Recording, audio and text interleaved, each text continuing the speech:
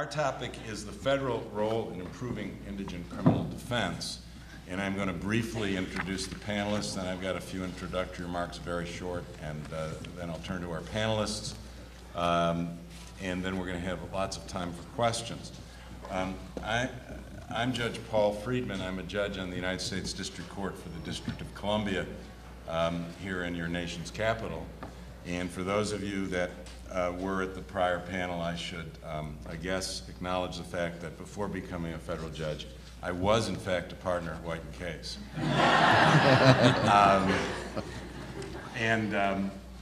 Here in the Washington office, and I also spent time in the Solicitor General's office and in the United States Attorney's office for the District of Columbia. And biographies are in the material, so I'm not going to go on at great length. Our first speaker is going to be Stephen Bright, who's the president and senior counsel for the Southern Center for Human Rights in Atlanta and a visiting lecturer at Yale Law School. He's been at the center for decades. We won't say how many, and was director there for 23 years. He, in 1998, received the American Bar Association's prestigious Thurgood Marshall Award. Next to him, and this is the order in which you're going to initially hear from people, is somebody else who needs no introduction. That's Professor Laurence H, who is now the senior counselor for access to justice at the U.S. Department of Justice, which is a new initiative that's trying to improve the delivery of legal services to the poor and the middle class. He's taught at Harvard also for decades and received tenure there at the age of 29 and has been there since, and one of the leading, most eminent experts in constitutional law. Probably many, if not most of you, have used his case book. He's argued 35 cases in the Supreme Court, and I could go on. Jo-Ann Wallace is the president and CEO of the National Legal Aid and Defender Association. Prior to that, she was the senior vice president of NLADA for programs, working on civil legal aid and indigent defense programs. And for about 6 years, from 1994 to 2000, she was the director of the Public Defender Service for the District of Columbia. And in her biography, it says, widely regarded as the nation's model defender agency. And I'm a lot older than Jo-Ann, and when I was a prosecutor in the 70s with Barbara Babcock and Norm Lefstein as the initial directors of that agency, it was becoming, and has remained for decades, the model that it is today. Erik Luna, professor of law at Washington Lee University, is a professor of law there, as I said, the Hugh B. Brown Professor of Law at the University of Utah before that, and co-director of the Utah Criminal Justice Center. He has also been a prosecutor in the San Diego District Attorney's Office, a Fulbright Scholar to New Zealand, where he taught and conducted research on sentencing and sentencing alternatives. Just by way of introduction to this panel, the role in improving indigent criminal defense, particularly in the States, the more I read and the more I thought and the more I talked to people, it seemed to me that it's largely about money or the lack thereof. And I talked to my friend Bill Leahy, who's the chief counsel of the Massachusetts Committee for Public Counsel Services. And he said, you know, everybody reads Gideon versus Wainwright, but you ought to go back and read Argersinger versus Hamlin, which was decided 10 years later. And you ought to particularly read Justice Powell's concurring opinion, in which he basically says that the majority, written by Justice Douglas, fails to come to grips with reality. Douglas talks about the need to provide lawyers for everybody, even in petty offenses, without reference to who's going to pay for it. Brennan talks about, well, we shouldn't worry about that so much, we can use law students. Justice Berger talks about the dynamics of the legal profession, because those dynamics somehow have a way of rising to the burden placed on the profession. But Powell's the only one who talks about money. And in 1972, the unwillingness of the states and localities to spend money on providing poor people for lawyers charged with crime. And he said that the majority of the court was disserving the right to counsel for the poor by implying that it could be provided on the cheap. So then we fast forward to 2010, and you read the Attorney General's speech at the Brennan Center for Justice in November 17th of this year, of 2009, and he's talking about the same thing. He's talking about public defenders in Tennessee with 6 lawyers handling more than 10,000 misdemeanor cases in a recent year, and others that are just saying we can't do anymore because we're disserving our clients. Well, then what happens to those that they will no longer take? And again, Bill Blake pointed out to me that somehow we have figured out a way to deal with this in the federal system. Maybe because until recently nobody in the federal system cares much about balancing budgets or about deficits, whereas in the states you've got state statutes or even constitutional provisions that require balancing of budgets. But the federal government spends $1 billion annually on federal indigent defense, whereas all of the states and localities combined spend $4.3 billion for all the states and localities combined. And I don't have the numbers, but we all know that the federal system handles a minuscule number of criminal cases compared to the hundreds of thousands, if not millions of cases, if you include petty and misdemeanor offenses in the states. So with that sort of predicate, I'll turn to the panel and ask them how we're going to solve this problem if they agree with me that that's the nub of the problem. Steve? Thank you, Judge. I want to say first how great I think it is that the American Constitution Society is taking this up as an issue, because it is so important and it goes to the integrity of our legal system. My job is to sort of set the stage here with what some of these problems are, and it is in the state system. As the judge said, the overwhelming majority of these cases are in the state system, in the municipal courts and county courts and state courts. This is where, and virtually all of the people, 95% of them that are being processed through these courts are poor. And the consequence of that is they're dependent upon the government. The same government that's trying to put them in jail, trying to take their life, is supposed to provide them with a lawyer, which is, of course, at cross purposes with what the government's trying to do, which is take away their freedom or their lives. And I'll just make a few quick points about it. First of all, there is no adversary system in many parts of this country. There just isn't any. The prosecution is so well armed with state money and these federal grants that they've been getting now for years. I mean, in Miami, for example, last year the federal government gave $4.3 million in grants to the prosecutor and police there. The public defenders got $150,000. That's very unusual that the public defenders got $150,000. Usually they don't get any. And so year after year there have been these federal grants, Byrne grants and justice assistant grants, so there's incredible support on the prosecution side, and the states and the localities which fund indigent defense are very stingy, give it only as little as possible, and so it's sort of like having the New York Yankees play a T-ball team, if you can imagine that. You go into some courts and like the district attorneys control the calendar. If a public defender has, let's say, a murder case and a misdemeanor case, what they'll do is they'll call the misdemeanor case, get the public defender in trial, then call the murder case in another courtroom.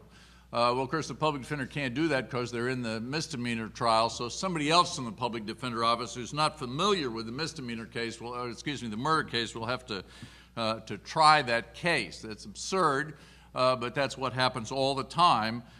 In some jurisdictions where prosecutors still control the calendars and judges don't believe that lawyers have a right to continuity, or clients have a right to continuity of counsel.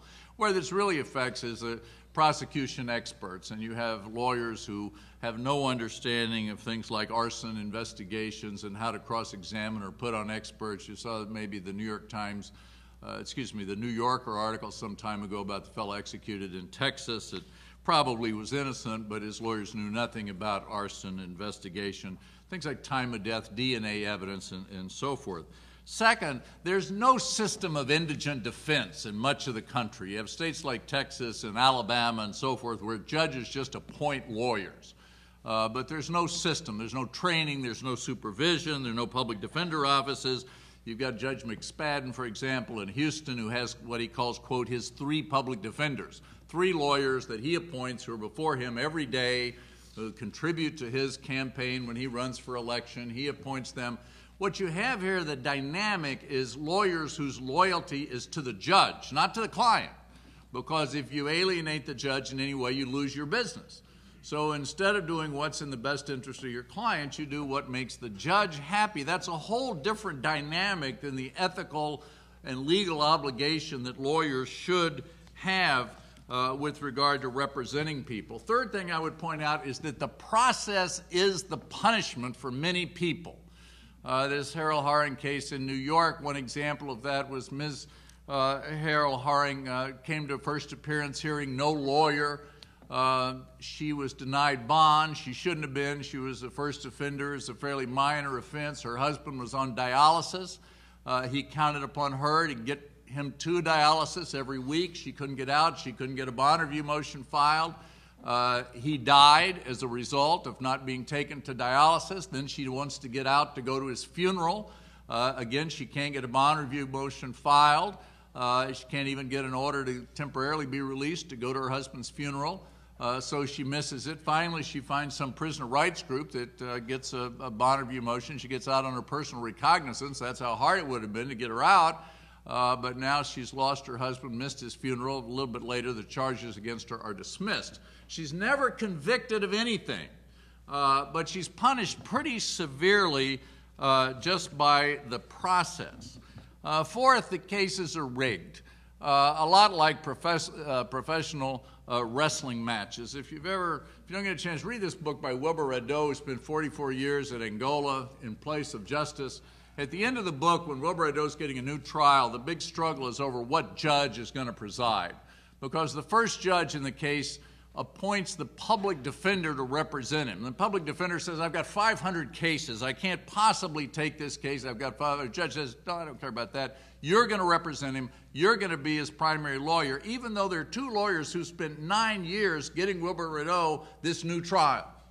Turns out the judge, there's been some shenanigans by the DA and judge shopping, and they get that judge recused and get a second judge who says, no, the 2 lawyers that have represented him before can represent him. And there's some more scuffling around, but the bottom line is he is able to get the 2 lawyers who would represent him, George Kendall and Julian Murray represent him. They try it down to a manslaughter. He's free and able to write this book. Another case comes along, Manuel Reeves.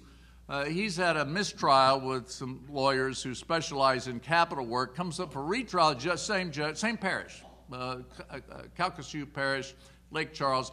No, we're going to appoint the public defender. Once again, the public defender says, well, I got 500 cases. I can't try this case. Why not have the people that tried the case the first time try it? They know the case, know the client. He's loyal to them. Nope, the judge says, we're going to have the public defender try it. And, of course, he gets the death penalty. That's the whole plan. Put a lawyer on the case that can't defend it, and he'll get the death penalty, and he did, and it's upheld. Reeves versus Louisiana. You can look it up. The Louisiana Supreme Court says no problem with that. Fifth point, many prosecutors and judges are happy with this system because for the judges it means they maintain control by appointing lawyers that they know will go along with whatever they want to do, not file a lot of motions, not make a lot of objections, not drag the system down by having an adversary process.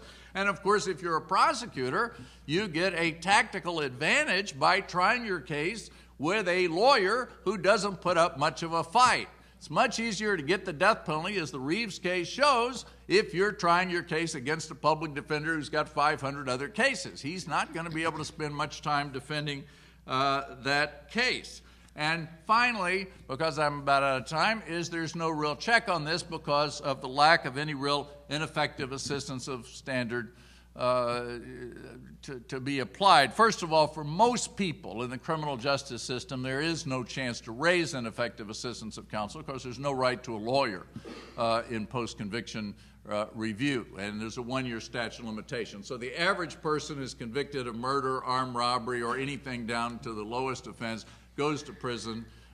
They can't get a lawyer to raise ineffectiveness. A year expires, and that's it for them.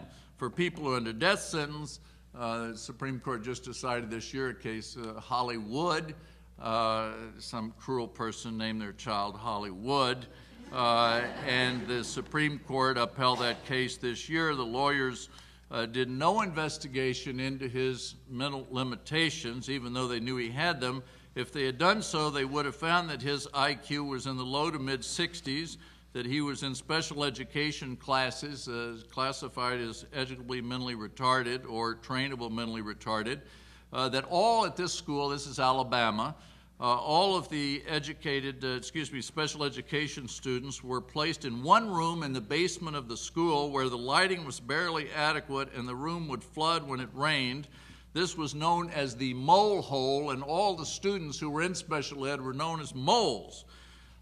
This would have been pretty compelling mitigating evidence, I would have thought, to present at the penalty phase of his case, but the Supreme Court bought the state's argument that the lawyers made a strategic decision not to even investigate this.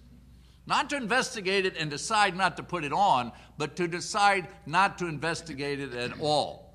Well, what all of us who are in touch with the real world know is that he was represented by walking violations of the Sixth Amendment. He received a trial only in the loosest sense of the word, lawyers in the loosest sense of the term.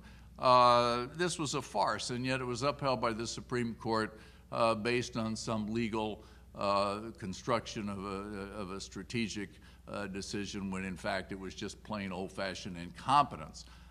So that's what's happening. I would say just finally, we're in a downward spiral because we have public defender offices where people are handling 250, 300, 400, 500 cases. Your most conscientious lawyers, your most experienced lawyers are leaving. They're being replaced by less experienced, less conscientious people who are willing to work under those circumstances. And as you continue to lose your best and experienced people and they're replaced by others, the quality just keeps going down. You're not building the people that are going to make the offices, and so things are getting worse and worse and worse. That's what's happening in Georgia, where I happen to be, and so there's a tremendous challenge there to try to do something about that, and unfortunately the federal government so far is part of the problem and not part of the solution. So that's a good place to turn to Professor Tribe to tell us what... Yeah, I was just waiting for a segue, and that's great, because I was thinking maybe during the networking period, Steve will tell us what he really thinks. No, his passion is inspiring, and the question whether the federal government is only part of the problem, and I would be the first to admit that in some respects, some aspects of the federal government sometimes contribute to the problem, no doubt. The question of whether it can be a significant part of the solution is, I think, the place where I want to focus.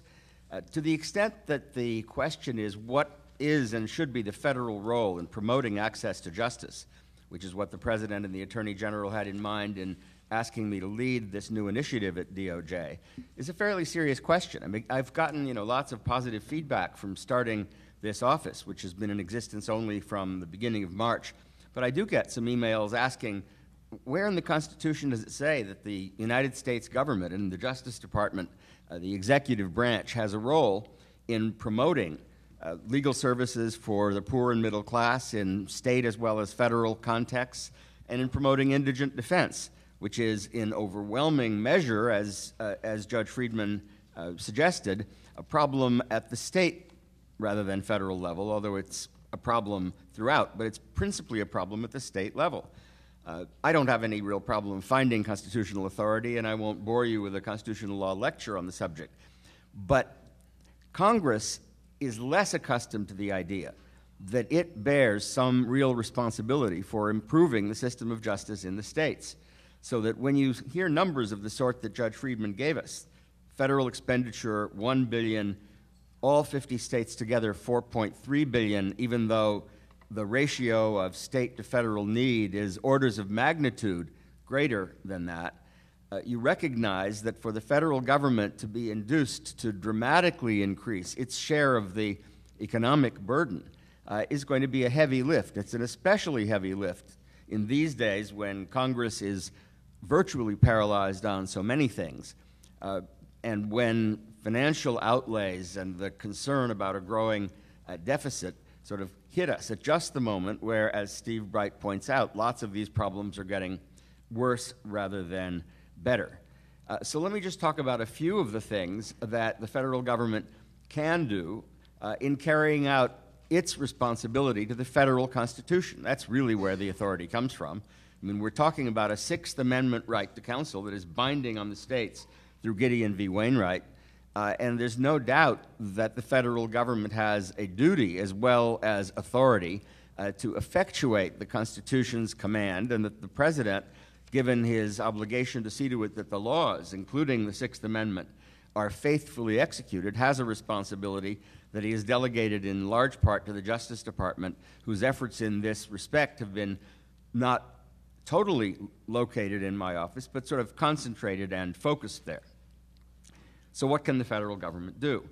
Well, one of the things that an office like mine can do is recognize that even if we don't have enough dollars appropriated for public defenders and for other forms of indigent defense, we've got an enormously wealthy, even in these days, private legal profession out there that has an obligation much larger than it has even begun to fulfill. Excitingly, there are really big law firms and medium-sized firms that are taking the idea of serious pro bono work much more, putting it higher on their agenda, higher on the radar screen. One of the reasons that we've discovered in my initiative in talking to some of these firms, including some of the leading firms in DC and other major cities, is that the entire business model of private law is changing. People fresh out of law school are not people that clients who are now becoming much more cost conscious are willing to pay $200, $300 an hour for. So the entire idea of promoting associates in a kind of lockstep way, year after year, is going the way of the sort of dodo bird. It's not really part of the picture. What's happening instead is the development of measurable competences in litigation skills and transactional skills.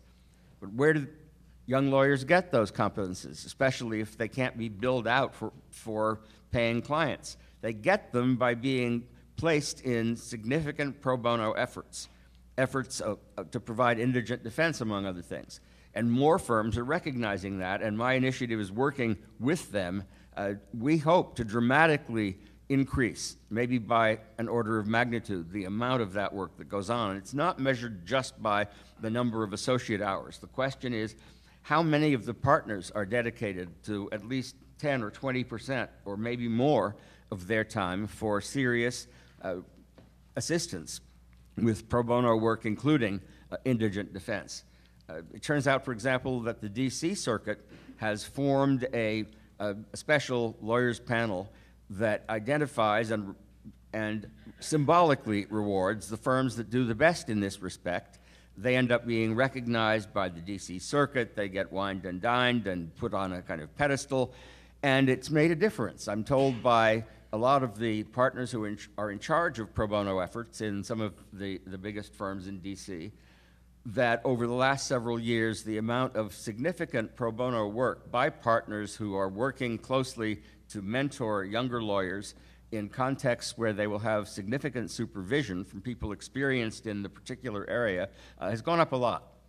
And what we've done is we've gotten Judge McKee, who's the new Chief Judge of the Third Circuit, to commit to doing a similar thing in the Third Circuit. I met with Alex Kozinski yesterday. He says, well, the problems in the Ninth Circuit are different. You call a meeting and people don't come because they're living all over the place, even if it's in Los Angeles. The culture is different. We have learned that the culture is different all over the country, so that what will work in the Second Circuit or DC Circuit won't necessarily work in the Ninth or the Fifth or the Fourth.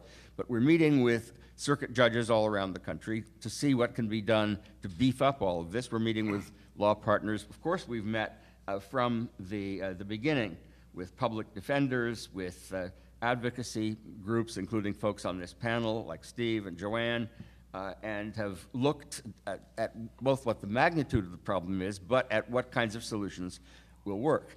Now, state court judges also have a very prominent and potentially decisive role. If you look, for example, at Jonathan Lippman, the chief judge in New York, we met with him. He's a volcanic force. One of the reasons that Hurl Herring came out the way it did, allowing a systemic challenge to structurally inadequate indigent defense, is that really excellent lawyers like Corey Stoughton, who's here, were the advocates. But part of it is that there was a receptive judiciary.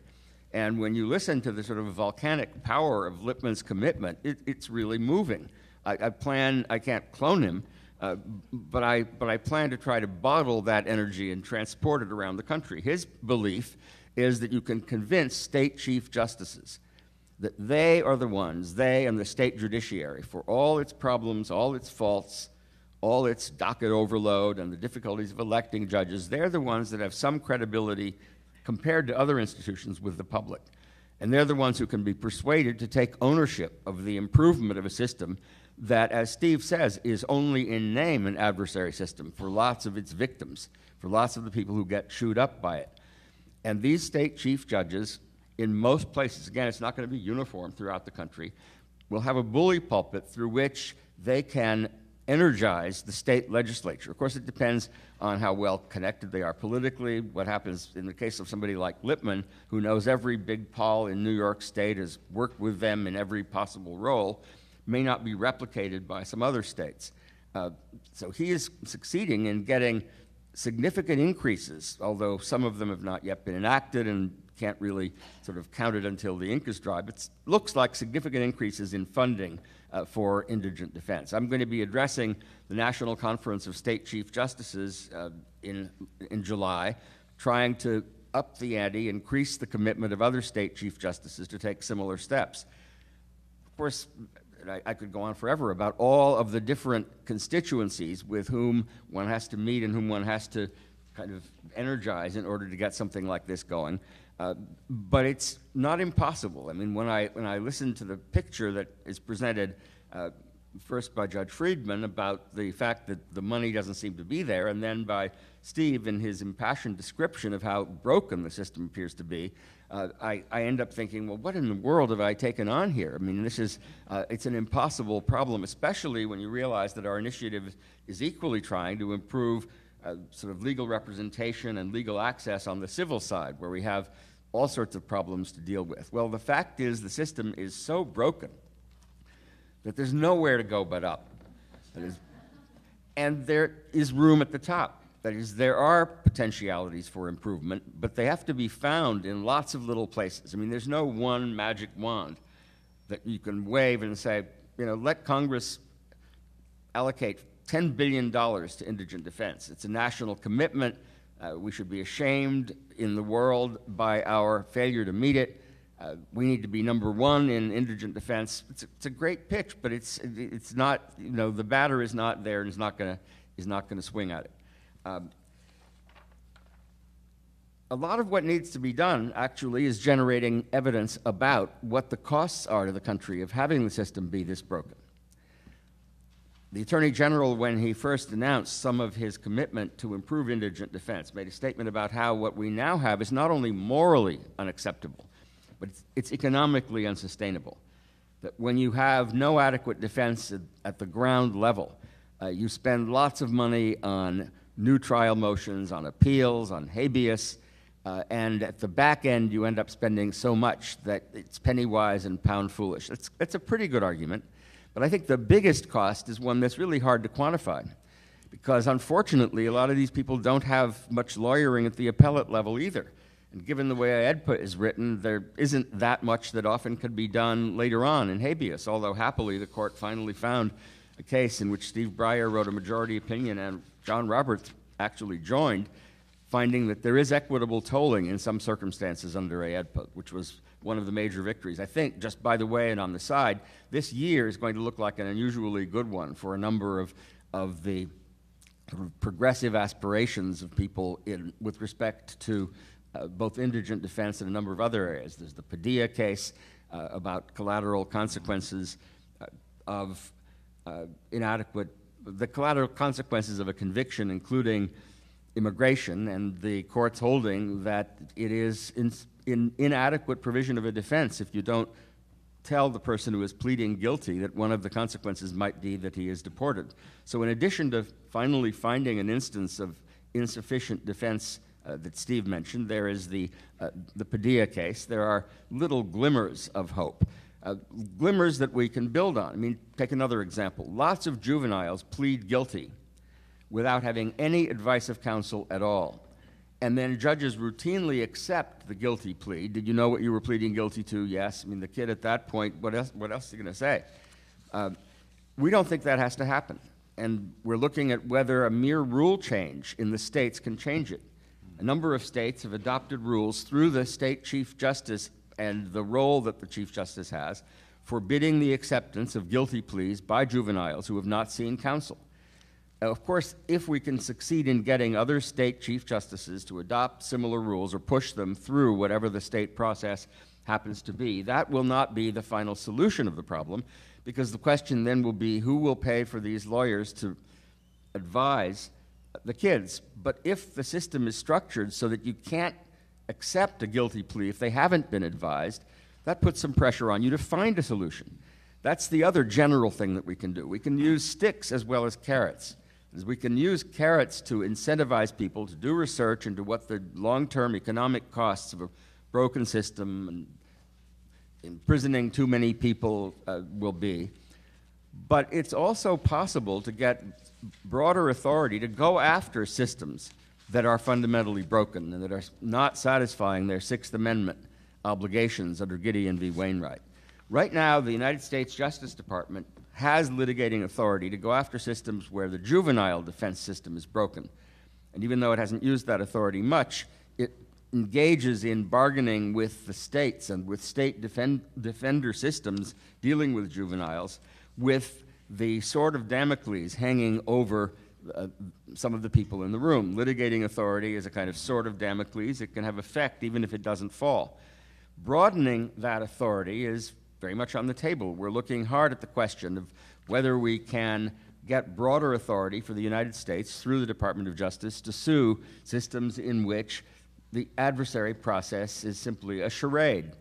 And when you have that authority, you can put pressure on states to find the money somehow. That is, it's not a matter of, I mean, you know, they're paying for hospitals, even though less. They're paying for schools, convincing the states that if you don't pay for indigent defense, it's like not paying for the emergency room, is not necessarily an impossible task if you're talking to the states under the shadow of the possibility of bringing a lawsuit and really digging in. That's part of what happened in New Orleans. The Civil Rights Division is there with all sorts of power with respect to the way the New Orleans system was racially discriminatory and broken. And that, it turns out, has been kind of an entering wedge for the Department of... All right, then I'll wind up with my entering wedge. The Department of Justice and other parts of DOJ are deeply engaged with everything that's going on in New Orleans, including indigent reform, the Public Defender's Office. We've gotten to know the players. We're working with the new mayor. That's what we hope to do in other cities, where either there's been some disaster and they're trying to climb out of it, or where there are promising initiatives that we can encourage and then use as sort of pilot examples for the rest of the country. So I end up feeling there's lots of progress that can be made. There are tools that the federal government has. There are other tools that it can try to get, although it's a heavy lift to get them through this Congress. And there's a lot that can be done, and I'm glad we're working on doing it. Before I turn to Jo-Ann, Larry said a couple of things I just want to briefly comment on. One, another glimmer of hope, I think, is the aggravated felony decision out of the court the other day, because so many people get deported for what appear to us in the real world as not such significant crimes, and there's a glimmer of hope there. Right. Another glimmer of hope, I just came back from the National Sentencing Conference in New Orleans, and the mayor spoke to about 1,200 of us, mostly probation officers and defense lawyers. And I'm not plugging anybody or any political party, obviously.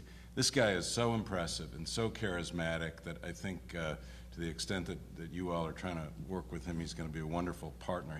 He knows so much, obviously, historically. Tell me again who he was. Landrew. Oh, yeah, Landrew. We are working with Mitch Landrew. Yeah. Spectacularly impressive guy.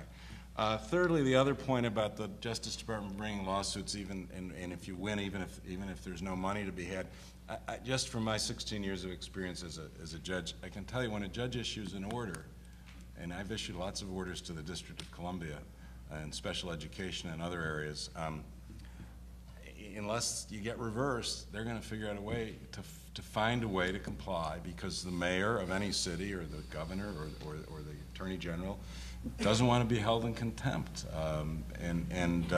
You know, this goes back perhaps to Pam Carlin's point about who's appointed to the benches as well, but judicial orders have a way of being complied with. And finally, on this notion of pro bono in law firms, Larry mentioned the D.C. Circuit. It is amazing that law firms getting a public pat on the back from the judges counts for a lot.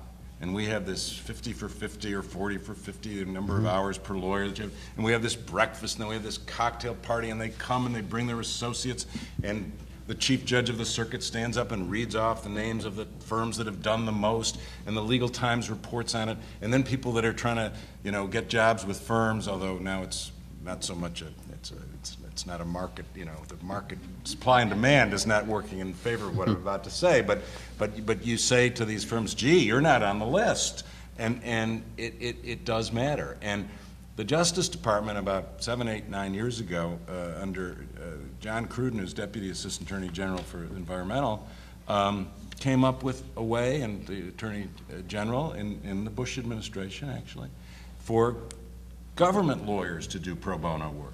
And you can't obviously litigate against yourself, but you can go into landlord-tenant court on your free time and on your weekend, right. And huge numbers of them are doing this in the District of Columbia.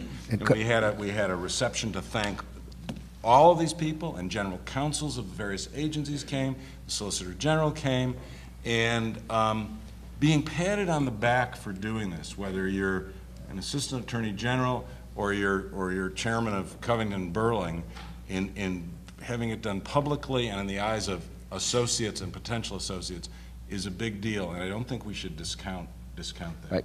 Even though I used my 7 minutes, could I just say one thing sure, about that?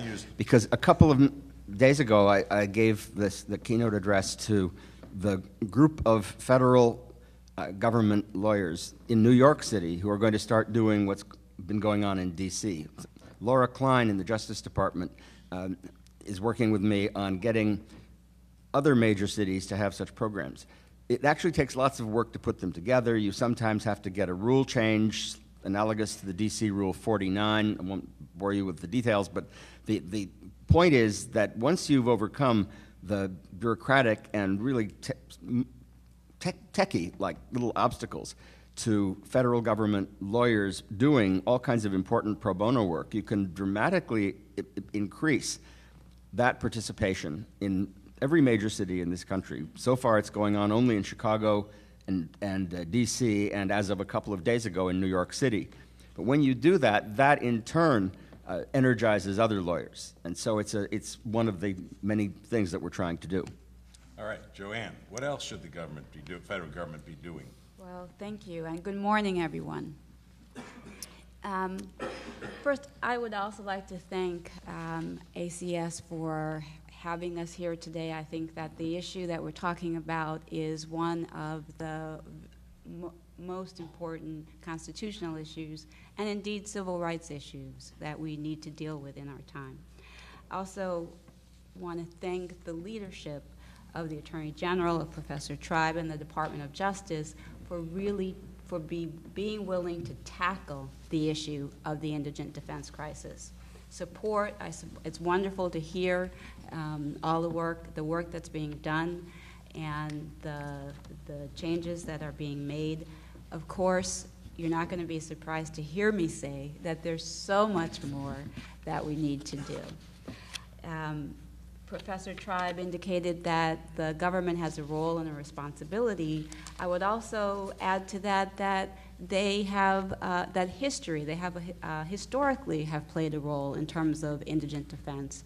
After Gideon and after Argosinger, in really sort of a public-private partnership, with the Ford Foundation and then the Department of Justice, played a leading role in helping to create the public defender system in this country. So the evidence is mounting that the system is broken. Every day, a new report, it seems, comes out, or a new news report or a research report that indicates that it's not working and why all over the country, as you heard from Steve. So the point is, though, that if the federal government played a leading role in creating this system, we think that they need to play a leading role in helping to fix it. So when I think about what the government should be doing, the federal government should be doing, I say, well, this is a crisis, right? We use that's the word that people use when they talk about the indigent defense system in this country right now. And so report after report has chronicled that crisis. Litigation, cases in court also chronicling that crisis. A report from the Department of Justice issued in 1999 said the indigent defense is in a chronic state of crisis in this country, and the Attorney General acknowledged that crisis in 2009. And when there's a crisis, leaders and governments respond differently. It's not business as usual. Now, we've had our share of crises in this country recently, and the Gulf, area perhaps more than anyone. So I took a look. I started thinking about, what does the government do to respond to crises? And they do things differently. Their response is swift, and it's often radical. And I think the response falls into 3 areas. Number 1, communication and education. Number 2, they hold people and organizations accountable. And number 3, they find the resources that are necessary to fix the damage. So that's how I've sort of structured my addition to Professor Tribe's list of what the federal government can be doing to address the indigent defense crisis. I applaud the magnificent use of the bully pulpit that the Attorney General is doing, and Professor Tribe, I know he's been traveling all over the place, and I have a wish list of additional places that I would hope you would consider going. I suspect that some of my wish list will overlap with yours, and some of these audiences you've already mentioned. But I also have some topics that I think would be helpful to discuss with each of these audiences. So the Chief Justices, I think it's wonderful that you're addressing them. Chiefs of police and other law enforcement, governors, mayors, state legislators, county boards and executives, sheriffs and corrections officials, victims groups, the state administrative agencies that oversee the Byrne Grant, racial justice advocates, church and civic groups, and the private sector are all on my list. Some of the things that I think need to be talked about with them include, for example, with the Chief Justices, why independent public defense systems are essential to the fair administration of justice. With chiefs of police and law enforcement, how adequately funded public defense systems and competent counsel can prevent crime. With governors and mayors, how competent counsel can get you reelected. With sheriffs and corrections officials, the role of competent counsel in keeping jail and prison populations down and under control. With victims groups, the role of competent counsel in verdicts that are accurate and fair. With racial justice advocates, why we will never resolve the racial disparities in the criminal justice system without public defense systems that provide competent counsel. So I am encouraged to hear that there is so much activity with the private bar. We believe that is critically important. Next year, NLADA will celebrate its 100th anniversary. And as we celebrate our centennial, get ready to celebrate our centennial next year, this fall we will launch a major new initiative aimed at eliminating the justice gap by the year 2020. And we recognize that it will only happen if there are new and stronger partnerships between the federal government, state governments, and private entities. So the second response to crises is accountability. People are held accountable. You know it's just a matter of time before some heads roll when there's a crisis, as it should be in many instances. So, yeah, the federal government does need to hold the states accountable for their mandate of providing counsel. And I'm delighted and thrilled to hear that under consideration is expanding the authority of the Department of Justice to do that. I think that's critically important and that it needs to happen. And when you think about it, in some respects, it's a gap that that authority doesn't exist. Because there is authority in the juvenile arena, there is authority for persons who are incarcerated, and especially because of the fact that so many juveniles are tried in adults, the authority is incomplete. So that authority absolutely needs to happen, and we'll look forward to that day. But that alone won't do it in terms of enforcement authority for the states. Because the reality is whether or not that authority is on the books, it's the administrative agenda that will determine whether to enforce it. And so, as administrations come and go, some will decide to enforce it and some will not. So there needs to be other enforcement authority as well. There need to be private rights of action that will give private litigants, people who are accused of crimes, a meaningful way to enforce the Sixth Amendment in courts. So some of the things we've been looking at are, for example, creating a statute that for Congress to legislate a pre-trial right for individuals to challenge, to engage in systemic challenges based on the fact that they don't have a lawyer or that their lawyer is so incompetent because of workload or caseloads or other reasons that it's, in effect, like having no lawyer at all. And then a third possible enforcement remedy is to create a new federal habeas right that would similarly allow people to challenge their lack of competent counsel in a way that right now the habeas really doesn't permit in any meaningful way. Litigation.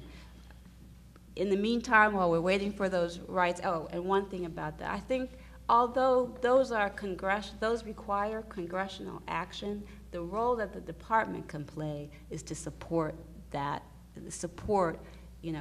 those types of legislative enactments.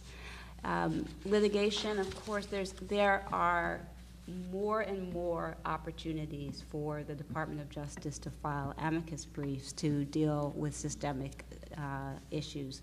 And there have been opportunities presented recently in New York and Michigan.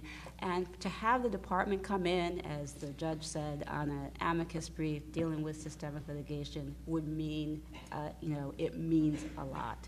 It's a different case. There are some less direct, but still sort of enforcement mechanisms or ways to hold states accountable, and that are not as direct. So, for example, the Adam-Walsh Act. There are ways to, in most instances, getting federal grant money is a privilege, not a right. And in order to get it, you have to do certain things. So why should the federal government be pouring federal dollars into jurisdictions that are in violation of the Sixth Amendment to the Constitution?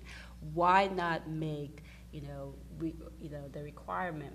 Why not make it a requirement of federal grant money that you have to be in compliance, or at least be working at a minimum, working toward compliance? Finally, the third, the bottom line when it comes to most crises is you have to pour money at it. You have to find the money to deal with the damages. Okay? If it's a crisis, you have to find the money to deal with the damages. We have had some victories that were mentioned, but they also present challenges. Padilla, a wonderful victory for clients, but a challenge for public defenders. Most public defenders don't know immigration law. And so we've, in effect, now there are different interpretations of the case, I understand that, but from a practical perspective, for people who care about clients, what Padilla does is to say, you know what, my workload just increased, okay, to most public defenders. So it is a blessing for clients, and we applaud the case, but it's also, it's a challenge for public defense systems by increasing their workload. So at the end of the day, you know, the federal government has a responsibility to equalize the imbalance that they have largely, intentionally or unintentionally, created. Steve alluded to the fact that, you know, the differential in grant money. NLADA tracked burn grant dollars for 10 years from 1990, or almost to 1999. At its peak, at the peak, federal defenders were getting 1.4% of the burn grant dollars that were coming into states compared to prosecution courts and everyone else. The administration budget for 2011 significantly increases the indigent defense money from previous years. Still, it's about 0.1% compared to the money that's going to criminal justice in other arenas. So we have a long way to go. And now there's even another danger that the imbalance is going to be further exacerbated unintentionally. There is, the administration is relying on evidence-based practices in order to justify funding, in order to justify giving grants, in order to justify federal budgets, and that's right. In other words, what works? You know, we're going to hold ourselves accountable as a federal government to spend money on what works. The American people demand it, and it makes sense. Problem with that is that while the prosecution and law enforcement while they've been using all of those federal grant dollars to get more sophisticated about how they collect data, how the research that's done to show that the practices that they're engaged in work, there hasn't been that money for indigent defense. So now with an increased reliance on evidence-based practices, the defenders can get further behind because they can't compete, because they won't have the resources, the technology, the data, the ability to establish evidence-based practices in the way the other systems do. So that needs to be corrected. At the end of the day, there are resources that are going to need to be put forward by the federal government to address the issues, both resources with a capital R and with a little r. I mean, there are many things that can be done that don't cost a lot.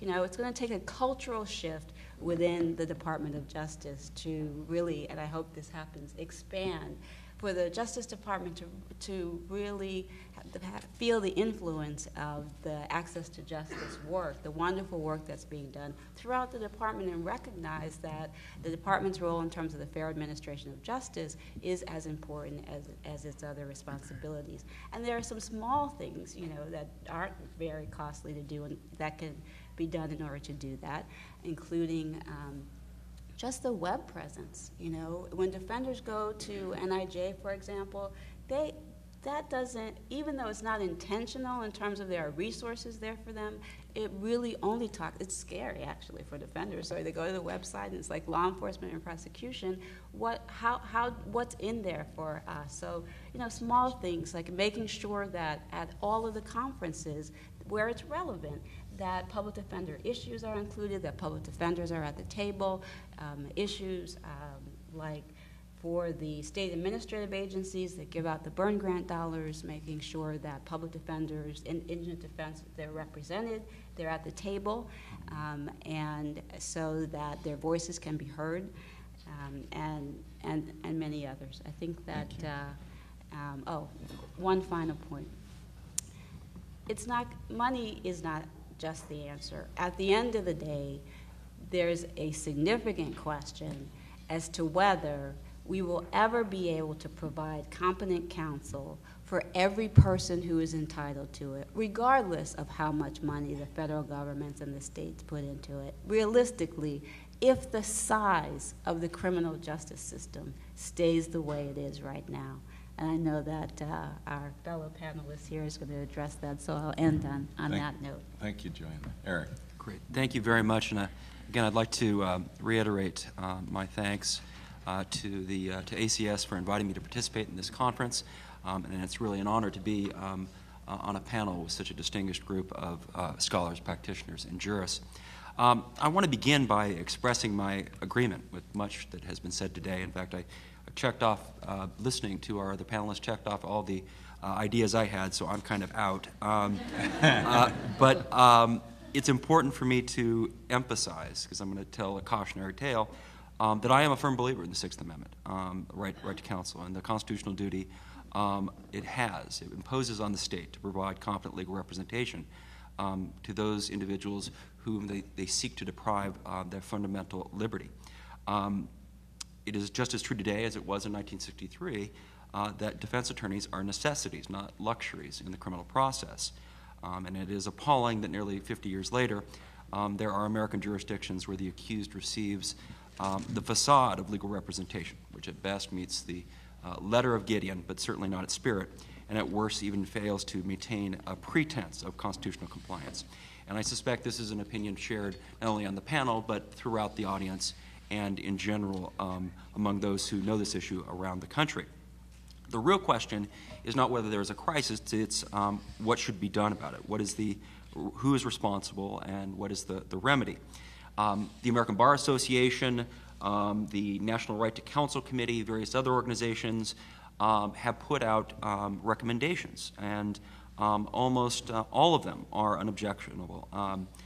They are many of those that have been suggested over the past few minutes. And so I won't reiterate those. I will throw out just a couple that I'd like to add, and then maybe make a cautionary tale. The first is, we've talked about burn grants, and the natural reaction when you have this disparity in funding is that you should increase the funding to the group that does not have as much funding. I might take a different tact on that. I think that maybe we should just end burn grant funding altogether. Instead of engaging in this arms race between the defense and the prosecution, I would suggest maybe the federal government should get out of the business of funding state criminal justice. Yesterday at a summit, the public defender for Miami-Dade County, Florida, said that he received about $150,000 in federal grants, while the prosecutor's office received $4.3 million. It doesn't seem like I'm rather dubious that disparity will be made up, and it seems a far better course would be to eliminate this altogether, particularly given the history of these federal funds. These programs have at times underwritten law enforcement corruption and racial discrimination, civil rights abuses, wrongful convictions, and it's all epitomized, if you want to see a story of this, of the miscarriage of justice in Tulia, Texas, from a few years ago. A second suggestion would be that the federal government should be a role model. And I believe Jo-Ann just kind of referenced this. It should clean up the Aegean stable that is the Federal Criminal Code. It should change the sentencing scheme that is unduly draconian, unduly harsh, and it should serve as a role model for the states.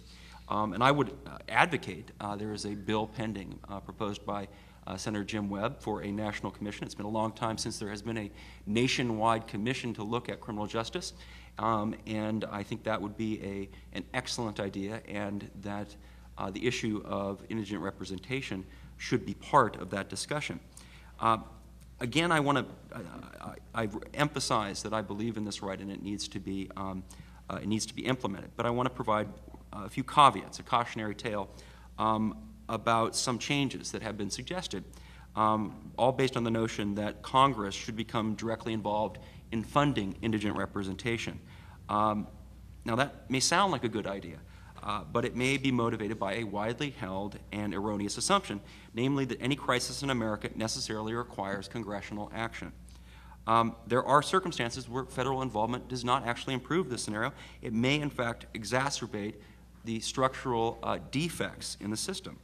One proposal that has been mentioned probably since the 70s, Ted Kennedy and Representative Rodino, I believe, were the ones who recommended the creation of a National Center for Defense Services. This has also been recommended more recently by the ABA. And as I understand it, this won't be a task force, it won't be a fact-finding committee, it won't be a study commission or a center in the model of academe. It will be a federal bureaucracy with authority to make and enforce policy and to dispense and control millions, if not indeed billions of dollars. In general, government bureaucracies tend to be acquisitive and monopolistic. They seek to maximize the funding and expand their power. They also create what's called agency costs, serving the best interests of themselves, the agents, rather than their principals, and that would be the American taxpayers. And in the end, bureaucracies have a tendency towards entrenchment, such that they are nearly impossible to eliminate or to meaningfully reform. And they become part of what has been described as an iron triangle between themselves, interest groups, and congressional subcommittees. Now, this is not to say that the center couldn't be different. It couldn't be an exception. It is extremely well-intentioned, but caution is warranted in creating any type of federal body outside of the powers of the basic structure of the Constitution. More generally, if we put this notion of a center aside, there is reason to be concerned about Congress underwriting and regulating indigent representation. The federal government should be reluctant to fund another jurisdiction's criminal justice system. And this includes, as I just mentioned, police and prosecutors. The problem of indigent representation, and I'm now going to point out exactly who's responsible, it's the individual jurisdictions. They are the groups that are making these decisions. It is completely within their control as to whether or not indigent representation will be adequately funded. As a matter of federal constitutional law, and by and large as a matter of state constitutional law, the states have no obligation to criminalize and punish any particular behavior, and they're not required to arrest or prosecute anyone. Let there be no doubt that a deadbeat jurisdiction, and there are many of them, could meet their constitutional obligations. They could fully finance indigent representation through increased taxes or the diversion of funds allotted for other items that are not constitutionally mandated.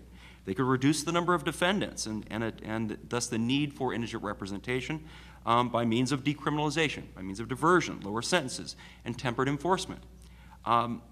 Obstinate jurisdictions have chosen none of these options, and the reason is not because they can't, but because these actions are generally seen as bad politics, which is the poorest of all rationales for not funding indigent defense. There's also a real question of fairness if the federal government gets involved and they were to bail out the states that have failed to hold up their constitutional obligations. Why should citizens in a state that, through their own tax dollars, meet the Sixth Amendment and the Sixth Amendment financial obligations, why should they have to pay for a state that doesn't? Under most circumstances, it would be unthinkable for the federal government to provide funding to a state precisely because it violates the Constitution. Imagine, for instance, a county sheriff has a department that has the ability to provide jail inmates adequate food, clothing, shelter, and so on, but refuses to do so for political reasons. And of course, there are some very real examples of this. The appropriate response would not be to provide the sheriff federal funds so that he will maintain constitutionally adequate conditions of confinement. Instead, he should be given an ultimatum: meet the constitutional requirements or, among other things, face some civil rights litigation. One of the chief benefits of the current economic crisis is there has been a movement to reconsider the breadth of the criminal justice system. And it's bipartisan. It is, you can see groups, not just the ACLU, but the Heritage Foundation, the organization that I have contact with, the Cato Institute, all across the political spectrum are starting to recognize that the criminal justice leviathan should not continue to be fed the way it is. And this kind of sobriety comes after this multi-decade bender where lawmakers enacted new crimes and harsher sentences without even a single concern about the costs, because they don't look at the costs when they are enacting these laws. Now they have lighter wallets, they have clearer heads, and they're beginning to recognize that it makes more sense to fund schools than build prisons. And this fiscally driven reconsideration is a good thing. And the federal government should avoid undermining the process by relieving a state of its responsibilities. Now, my mind remains open on all of these issues, and the devil would be in the detail of any legislation. And to be honest, I will not lose sleep over federal involvement in state indigent representation. Given the countless boondoggles that Congress funds, this is certainly not among those that are unworthy. It may be problematic on many fronts, but at least it's based on good intentions and it's aimed at a real constitutional violation. But at the end of the day, Congress should reconsider what the unintended consequences are. What about issues of interjurisdictional equity, of absorbing costs that are owed by a given state, resulting from the political choices by the officials in that state and the neglect of those officials, when that state can, in all good conscience, should pay the bill. So my suggestion is one of caution, at least with regards to starting to sign checks from the American taxpayer, and to think what about the consequences would be from underwriting delinquent jurisdictions. And with that, I'll end. Thank you. I said we were going to have time for questions, and we are. So think about your questions. Make sure they're questions and not speeches. There will be stand up, and someone will come with a microphone. But since we've been around the horn once, I think it's only fair to give Professor Tribe 2 to 3 minutes to say whatever he wants to say in response. And maybe since Steve has heard so much, we'll give you 2 minutes also, and then we'll take questions. Thanks a lot, Judge Friedman. First of all, I think I forgot to thank ACS and everybody else for doing this. And it's not just a ritual. I think everybody who expressed gratitude meant it, and even though I didn't express it, I meant it and felt it and feel it now. So let the record show that I didn't make that mistake. The questions that Erik raises are so fundamental that if I've got 2 minutes and I have to deal with them and other things as well, it just won't make sense. Of course, all of the questions about the appropriate magnitude and direction of the federal role vis-a-vis state autonomy not only have to be considered, but you can be sure will be considered, because any of the proposals, like creating a major new federal bureaucracy to provide for defendants, will never get through Capitol Hill without lots of debate from Cato and libertarians and states' rights people and people worried about interjurisdictional equity. Those are not just side effects, they are central things to be considered. But the core idea that the federal government has no appropriate responsibility for the victims of state failures to obey the Constitution, I'm afraid would reverse, let's say, the Civil War. That is, we've been through that. States violated the rights of lots of their own citizens, African-American citizens. The federal government responded. It was a bloody war. Much of its conclusions have been written in blood, not in ink, but there's some ink as well. There are federal causes of action against states that don't do what they're supposed to do on behalf of individuals, as in Section 1983. The federal government created a Freedmen's Bureau to help the freed slaves, even though you could have said, well, it's the state responsibility. Why should the federal government do any of it? In any case, I can't get into anything quite that fundamental, although I agree those are big issues. Let me just say a couple of words about some of the questions and propositions that Jo-Ann raised. I like her list of all of the places that I and my staff ought to go, and I hope she sends me a copy of it, because it included some nice suggestions of what should be raised with various groups. We're already trying to do that, but we can use all the help that we can get. With respect to filing amicus briefs, I think that's an important role for DOJ as well, and we're actively looking for opportunities. There is a possibility in a case now pending in Florida that we haven't ruled out. We decided before I got there not to file an amicus brief in Hurl Herring. Turns out not to have done any harm, but it would have been nice for DOJ to be on board with that major victory. There is the question of whether the federal government should impose strings on essentially all of the money that it pours into the states. To say that, you got federal money, you have to obey the federal Constitution. And in general, I'm in favor of conditioning some of these grants more than they have been conditioned, but that's a lift on the hill. We've got to get the right language in authorizing and appropriating legislation. Larry, one of the things that struck me as I was listening to that idea, isn't that essentially what the President and the Secretary of Education have done in the education area? They said, here's a pile of money, and in order to get this money, you have to meet certain standards, and then school systems were competing. And is there an analogy there that might work? I think there is. I mean, I'm certainly looking at ways in which we can get state public defender systems to compete for recognition as worthy of getting these grants, and states generally to engage in a competition. But all of the things that require a lift on Capitol Hill are things that are sort of in a separate place on our agenda, because they're things that realistically we know are going to take more work. Can't get them done before November. We have to see what the composition of Congress looks like after November, and that's difficult. I do want to say something about the idea that when we pay for all these studies, they seem to focus on the prosecution side. That's one reason that I just gave a keynote at the National Institute of Justice.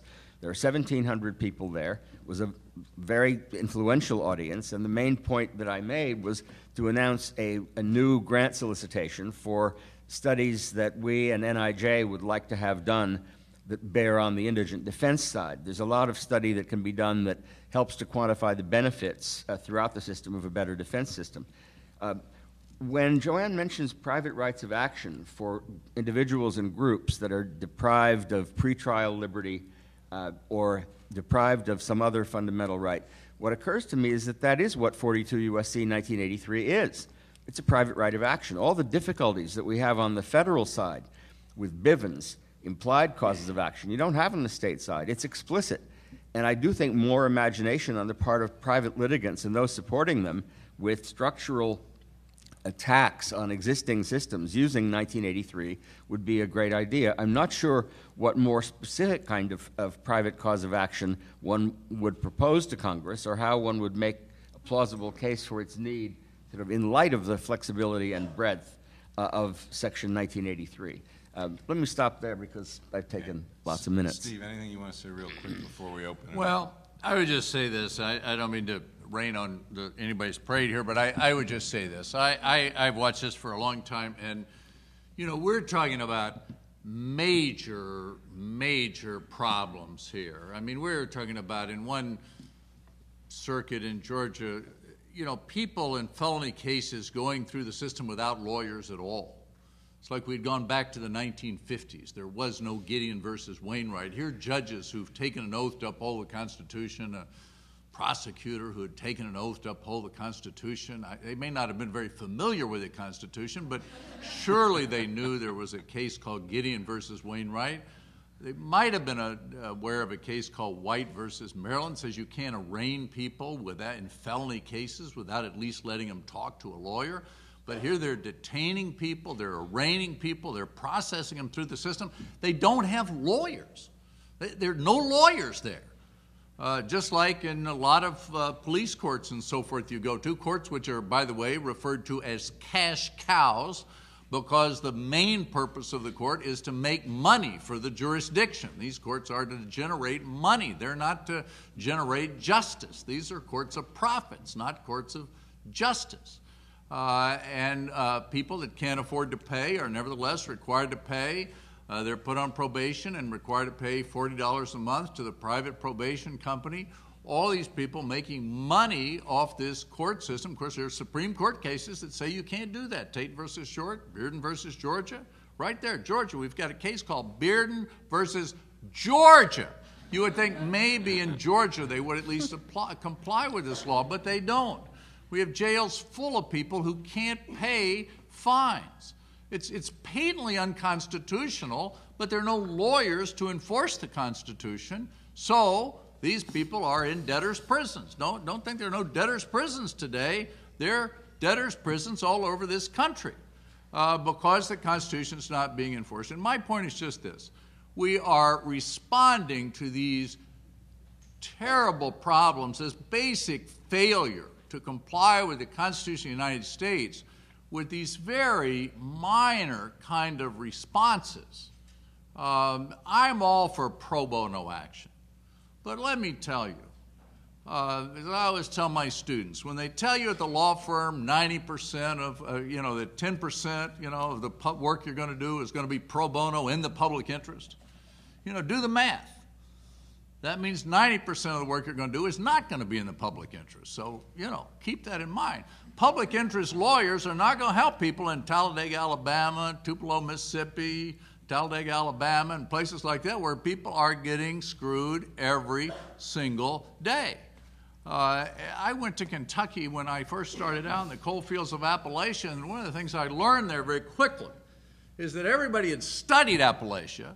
Everybody that I ever met there had been interviewed by a sociology student, by a medical student, by a this kind of student. I mean, these people had been studied to death, but nobody had done anything about the problems of Appalachia, which were very simple. Basically, it was anarchy. The place was run by coal companies that did not comply with the rule of law. That's all there was to it. It wasn't very complicated. It's not very complicated, indigent defense. You look right here in the District of Columbia, you see the District of Columbia Public Defender Service. That's what you need to do. And if we're going to deal with this, we've got to have massive amounts of money to do it. And that's not coming.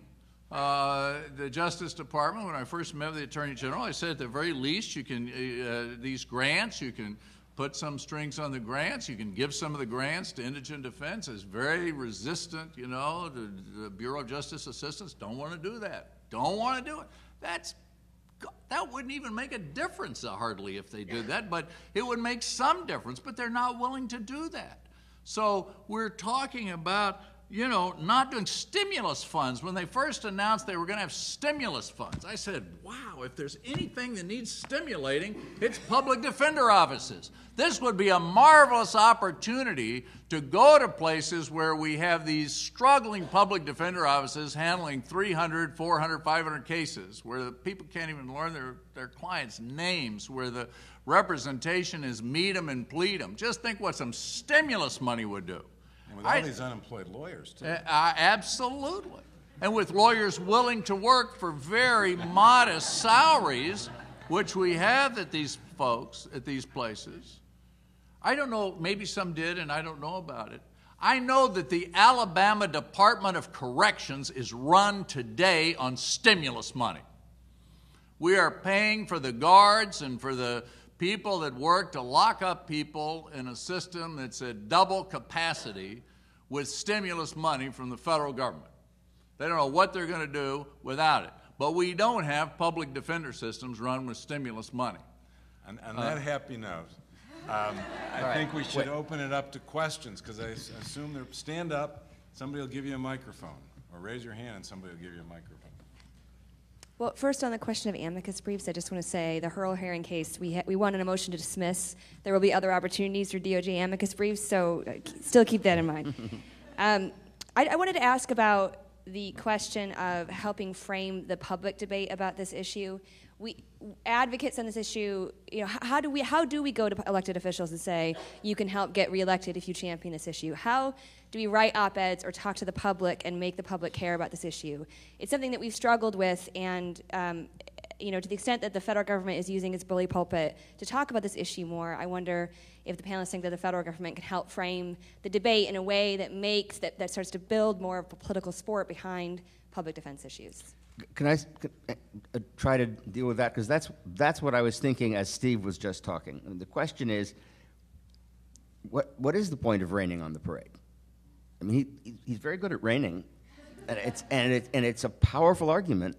Maybe that's the way to convince people to change, to tell them that how totally corrupt and miserable it is in many places. But my hunch is that if you actually want to make progress, though it's important for some people repeatedly to point out how terrible things are somewhere, and I'm very glad Steve is doing it, we need to have a central narrative that is a little more hopeful, because otherwise people will just throw up their hands and give up. I mean, there was this story about Jack Kennedy wanting to plant a certain kind of elm in the part of the garden in the White House, and Chief Gardener says, yeah, we're getting to it. And he says, why don't you get to it right away? And the gardener says, look, it's going to take 200 years to get as large as you want.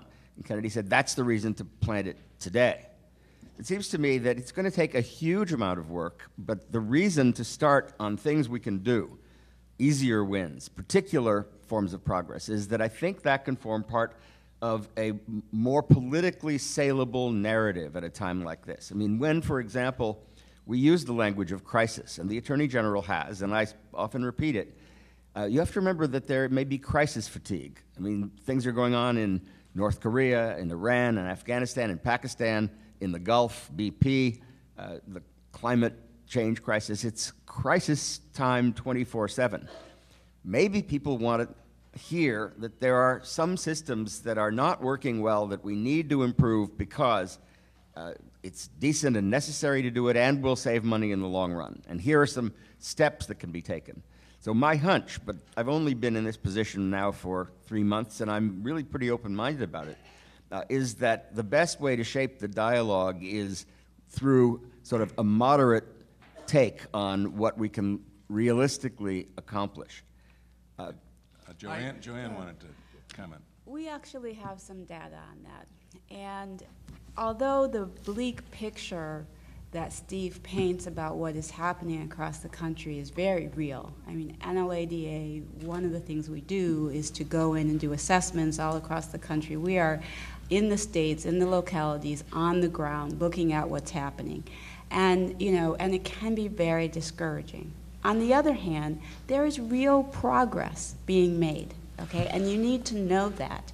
And when we started making progress faster, one of the things that helped us do that was some research on what the public knows, what they expect, and how they feel about public defense.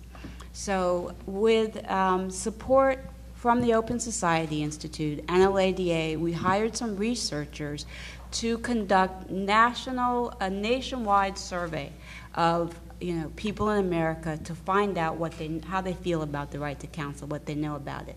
And our researchers, and they did focus groups in 4 different regions of the country.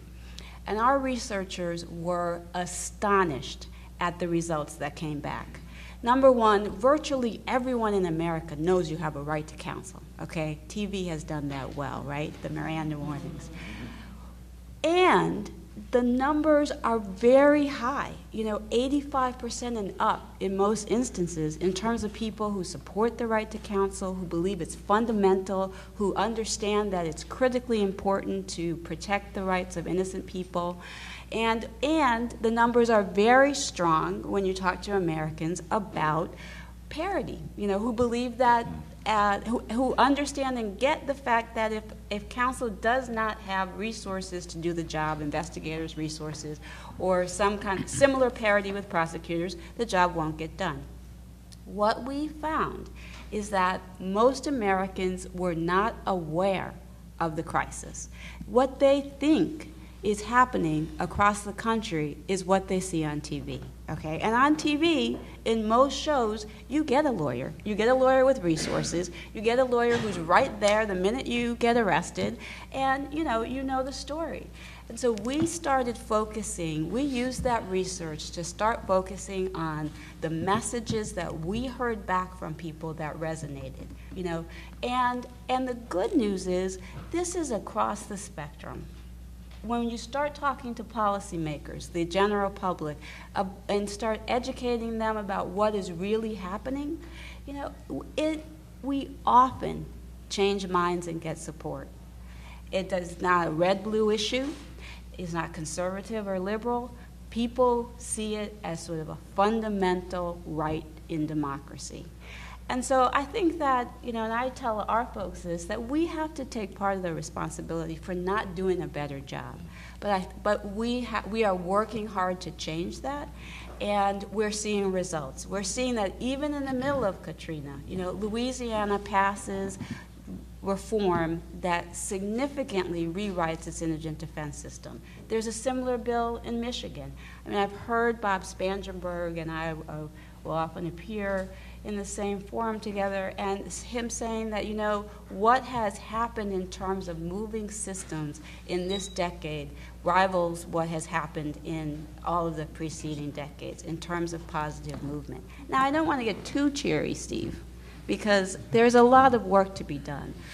But what I want to say is that there are messages out there that work. People do listen. It's enormously time-consuming, as you can imagine. But it points to why the Attorney General, Professor Tribe, using their bully pulpit can really make a difference. Thanks. There was a question. There are a lot of more questions. We got about 6-7 minutes.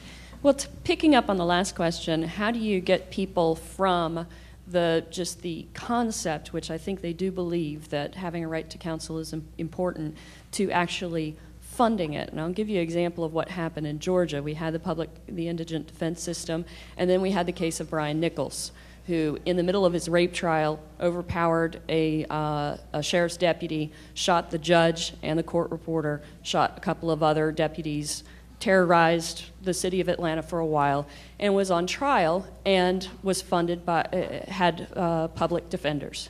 And the public defenders, of course, needed to be funded. So they ended up spending, Steve, $2 million out of a $4.5 million capital defense budget.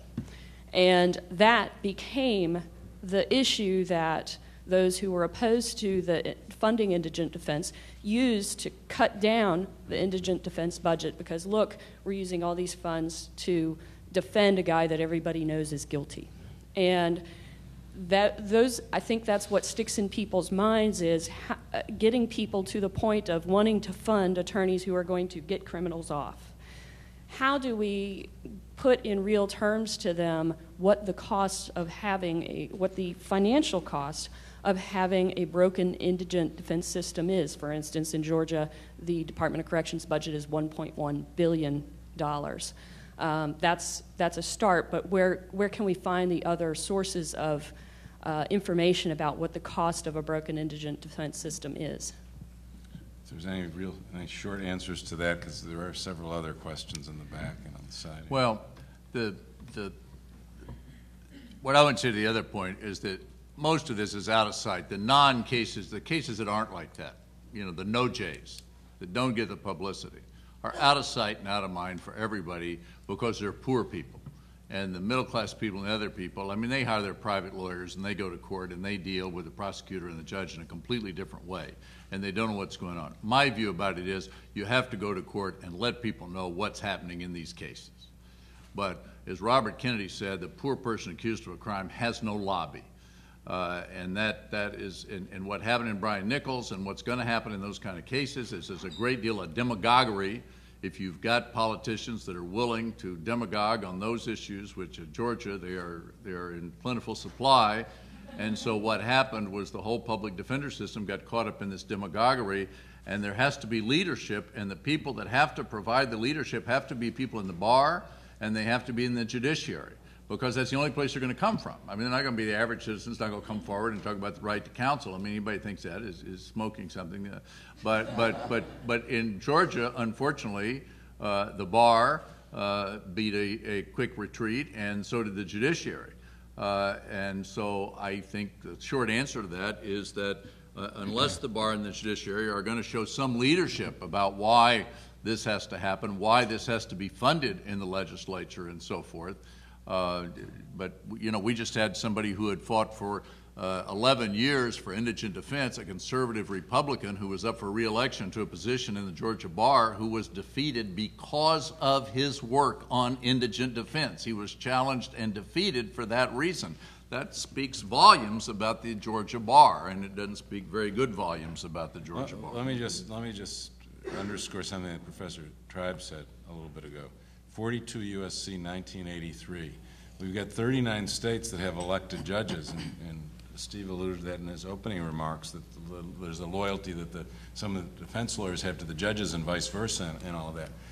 One of the great things about judicial independence is, you know, unless we all quit because we're not being paid enough, which is possible, 42 U.S.C. 1983, you know, I don't really have to care what people think about how I decide a case if the case is made to me that there's a constitutional violation. So several people have alluded to systemic changes you can make through litigation, and that's you know, it doesn't, it's like the Lilly Ledbetter case before. Lilly Ledbetter didn't get the benefit of it, but lots of other people have.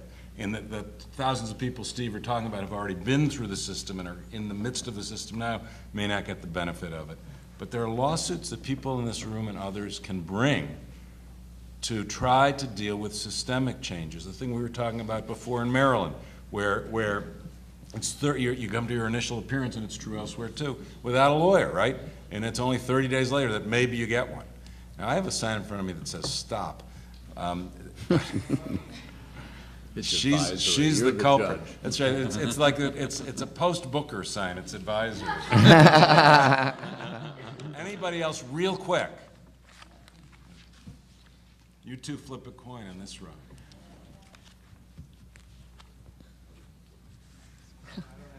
Well, we can't have nobody just because 3 people have raised their Come on, hands. somebody says. How about back in the corner there? That young lady has a microphone.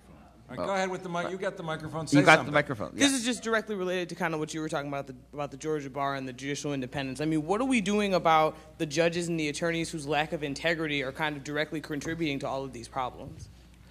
Well, you know, Caperton was supposed to help a little, and I'm sure it will, because there's a basis for claiming a due process right to have the judge recuse him or herself. My initiative is partly working with Sandra Day O'Connor on the issue of elected judges, although we have to remember that the systems of appointment that the elected systems replaced were in many instances profoundly corrupt, and that's why they went to elections. I think Citizens United probably wouldn't be authorized to say this in my Department of Justice capacity, but I testified before being appointed to this position that I thought it was a profoundly anti-constitutional reading of the First Amendment, and Congress is trying to see what it can do within the boundaries of Citizens United, because that aggravates the problem that you're talking about. Last one right back there. Give her a microphone. Somebody should give a microphone to that person back there.